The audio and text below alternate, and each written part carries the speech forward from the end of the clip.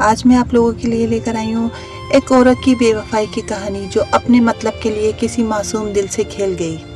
तो चलते हैं आज की कहानी की तरफ। लेकिन कहानी में आगे बढ़ने से पहले मेरे नए देखने वालों से यही कहूँगी कि प्लीज़ मेरे चैनल को सब्सक्राइब कर दें और बेल नोटिफिकेशन को ऑन कर दें ताकि आपको मेरी हर नई वीडियो की नोटिफिकेशन बर वक्त मिलती रहे। तो चलते हैं आज की कहानी की तरफ। अरे सुनो, ये पागल लग नहीं रहा? सूरज से कितना मासूम लगता है ना? मैं अपने दोस्त से पूछ रहा था। मेरा दोस्त मुस्कुरा के बोला यार ये पागल ही है। मैं इसके पास गया। वो लड़का बहुत खूबसूरत था लेकिन इसे दुनिया की कोई खबर नहीं थी। मैंने इसका हाथ थामा और इसकी तरफ मुस्कुराकर देखने लगा। इससे पूछा क्या हुआ है तुम्हें? वो मेरी तरफ देख के खामोश रहा। मैंने फिर इससे पूछा कि तुम पागल नहीं हो ना? उसने अपने बैग से एक डायरी निकाली और साफ की। डायरी के पहले सफ़े पे लिखा था, हाय मेरा नाम तौहीद सिकंदर है। मैं MBBS कर रहा हूँ। मैं डॉक्टर बन के गरीबों की मदद करना चाहता हूँ। अल्लाह का शुक्र है मैं आज डॉक्टर बन गया हूँ।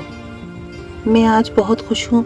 मेरे अब्बा एक किसान हैं। मेरे अब्बा ने बहुत मुश्किल से मुझे इस मुकाम तक पहुँचाया है। मेरी अम्मी नहीं है, मैं अकेला भाई हूँ। अब्बा और मैं, बस हमारी इतनी सी ही फैमिली है।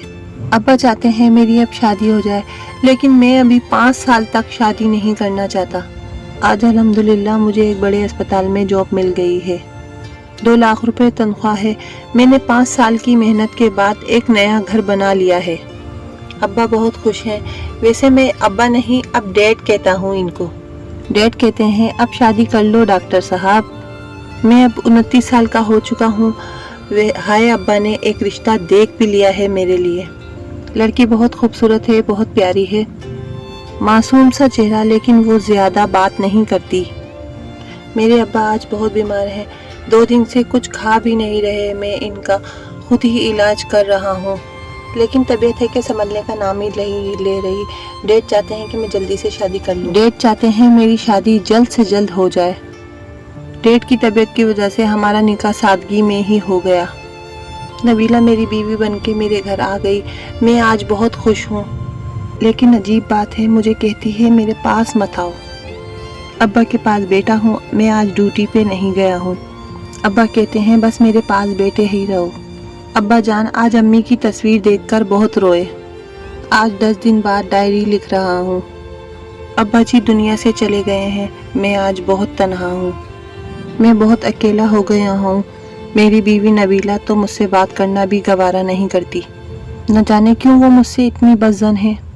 शादी को 2 महीने गुजर चुके हैं, इसको छुआ भी नहीं मैंने क्योंकि वो मुझसे अजीब सा रवैया रखती है।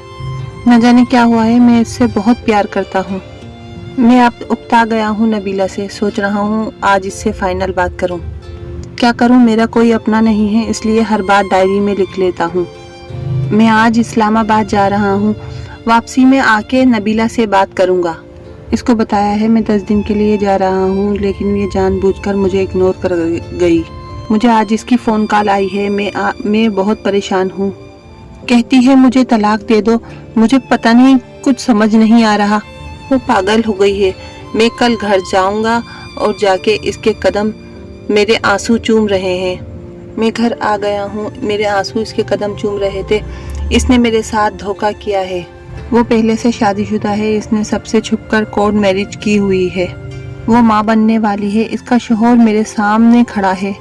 वो मुझे धमकी दे रहा है अगर नबीला को ना छोड़ा तो वो मुझे जान से मार देंगे।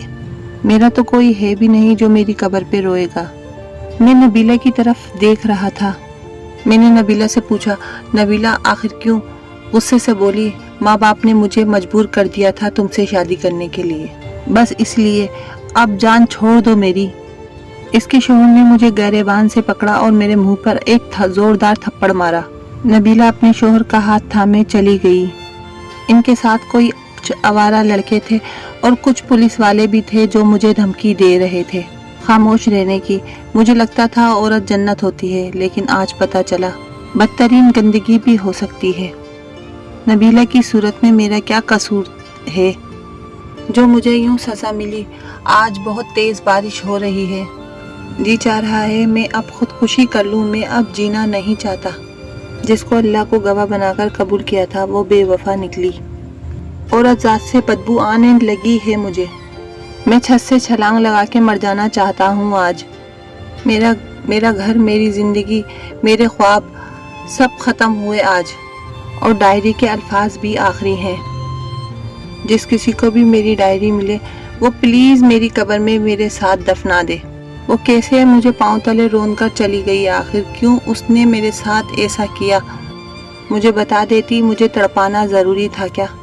ये औरत सांप का दूसरा रूप भी हो सकती है, जिसे जितना भी आगोश में छुपा लो डस ही लेती है। 10 में से 6 औरतों ने किसी न किसी के साथ गद्दारी की होती है। मैं डॉक्टर तौहीद सिकंदर आज अपनी डायरी के आखिर पे अपनी बेबसी छोड़कर जा रहा हूँ। हाँ, मैं जानता हूँ मुझे जीना चाहिए था, किसी के चले जाने से जिंदगी खत्म नहीं होती, लेकिन मेरे साथ कुछ अजीब हुआ है। अब हिम्मत नहीं है मेरे हाथों में लिखने की। मेरी आंखों में आंसू थे। डॉक्टर तौहीद बेचारा छत से छलांग लगाई तो थी मरने के लिए, लेकिन जिंदा बच गया। सर पे चोट लगने की वजह से दिमागी तवाज़ुन खो बैठा। वो दुनिया से बेखबर है, अब सिर्फ याद है उसको तो डायरी। हम कोशिश करेंगे कि डॉक्टर तौहीद जिंदगी की तरफ लौट आए, और कहीं इनका इलाज मुमकिन हो तो हम कोशिश ज़रूर करेंगे। और जो औरतें मर्द को गालियाँ देती हैं वो अब नबीला के बारे में क्या कहेंगी? तौहीद गुनहगार था क्या, या नबीला जैसी औरत जो अपने मतलब के लिए किसी शहजादे को जिंदा दरगोर कर गई? मौका पाते अमल ज़रूर होगा। अपनी अपनी बारी और वक्त का इंतज़ार ज़रूर करें। अगर आपको मेरी ये वीडियो पसंद आए तो आप मुझे कमेंट बॉक्स में बता सकते हैं। नए देखने वालों से यही कहूँगी कि मेरे चैनल को ज़्यादा से ज़्यादा सब्सक्राइब कीजिए और बेल आइकन को प्रेस कर दीजिए, ताकि आपको मेरी हर नई वीडियो की नोटिफिकेशन बर वक्त मिल सके। तब तक के लिए मुझे इजाज़त दीजिए। फिर मिलती हूँ मज़ीद ऐसी वीडियो के साथ मेरे चैनल कहानी की दुनिया में।